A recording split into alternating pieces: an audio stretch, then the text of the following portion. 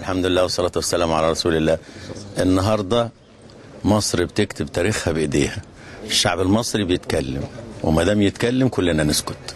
عايزين نبطل كلام بقى ونبطل جدل ونبدأ العمل بإذن الله. أول الدستور ما يتم إقراره من هذا الشعب العجلة في كل المجالات تدور، ونبطل كلام، لأن ما ضل قوم بعد هدى كانوا عليه إلا أوتوا الجدل.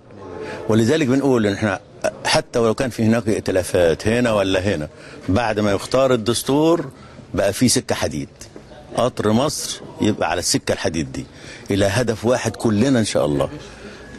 أمنا مصر دي احنا أولادها كلنا، رجال ونساء، مسلمين ومسيحيين، يسار ووسط ويمين، ائتلافات إسلامية وائتلافات غير إسلامية اللي بيسموها دلوقتي الائتلافات الوطنية. احنا هم مسلمين واحنا وطنيين. الكلام ده ما عادش له أي لزوم بالمرة. أي اتفاقات تتم في تحالف في تآلف لمرحلة أهلا وسهلا، لكن كلهم أبناء مصر، كلهم هدفهم نهضة مصر.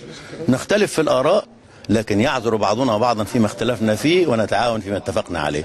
دلوقتي في مرحلة بإذن الله سبحانه وتعالى هيبقى فيه تحالفات أوسع وأكبر بإذن الله تعالى. في الفترة القادمة هيبقى فيه تحالفات أكبر، وممكن جدا نتفاهم مع غير الإسلاميين، نتفاهم مع أخواننا في الكنيسة، نتفاهم مع أخواننا اليساريين الناصريين، لأن المرحلة اللي جاية دي عايزة التفاهم، عايزة الحوار تحت مظلة رئيس الجمهورية. لنا رئيس واحد منتخب الآن، وعندنا بفضل الله سبحانه وتعالى اليوم بإذن الله سبحانه وتعالى وبعد النتائج ما تظهر عندنا دستور منتخب برضه، أول حاجات منتخبة في مصر في تاريخها كلها. وبإذن الله يبقى في مجلس شعب منتخب، وتنتقل السلطة التشريعية بمجرد إقرار الدستور النهاردة بإذن الله تعالى تظهر النتائج، يبقى تنتقل السلطة التشريعية من رئيس الجمهورية إلى مجلس الشورى، ونبدأ بقى نشوف شغلنا ونطلع الحاجات المطلوبة للبلد، والفقراء يروا مشروعات لتنمية بلادهم، والعمال والموظفين.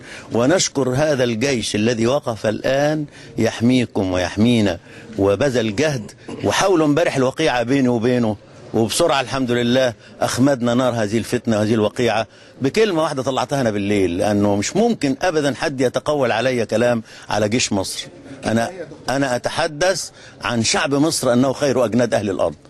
ولما كان عندنا قيادات سياسية فاسدة راحوا هم محولينها الصحفيين اللي في عيونهم مرض وفي قلوبهم مرض، اللي أنا بتكلم على قيادات الجيش. هذا لم يحدث، والمقال موجود، والكذب مفضوح، والحق أبلج والباطل لجلج. اللي بيتريقوا على الكلمات دي كلمات عربية أصيلة تعني أن الحق أبلج يعني واضح أبيض، والباطل لجلج مذبذبين بين ذلك، لا إلى هؤلاء ولا إلى هؤلاء. جيشنا حمى مصر وقت الحرب، وحمى مصر وشعبها وقت السلام. ده طبيعته، وإحنا كنا واقفين في ظهره وقت الحرب وواقفين في ظهره الآن وقت السلام. شرطتنا أيضا ستتطهر وستكون شرطة تليق بمصر، وبإذن الله سبحانه وتعالى نرى هذا الشكل الذي كنا نشكو منه من قبل عندما استخدمها أمن الدولة واستخدمها فزاعة ضد الشعب المصري. سيكون الداخلية والشرطة درع داخلي لمصر عشان الجيش يتفرغ للدرع الخارجي، وسيف مصر ودرعها جيشها، وأمنها وأمانها شرطتها، وقضاتها الذين حاولوا أن يوقعوا بيننا وبينهم أنه لا يوجد على الصناديق قضاة. لا يليق أنك تهين القاضي وتطلب منه إثبات شخصية، أنت اللي المفروض تثبت له شخصيتك. أنت تشكره على موقفه الكريم هذا. قضاة مصر على رؤوسنا وعلى أكتافنا، لأنهم الآن يثبتون أنهم ولائهم لمصر فقط.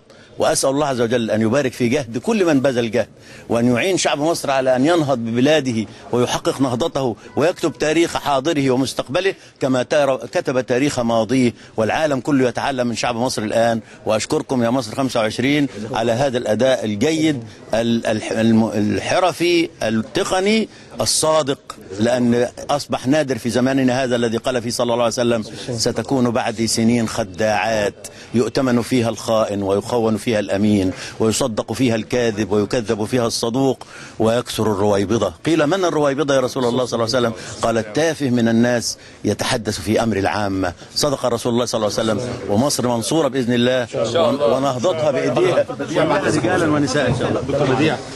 دكتور بديع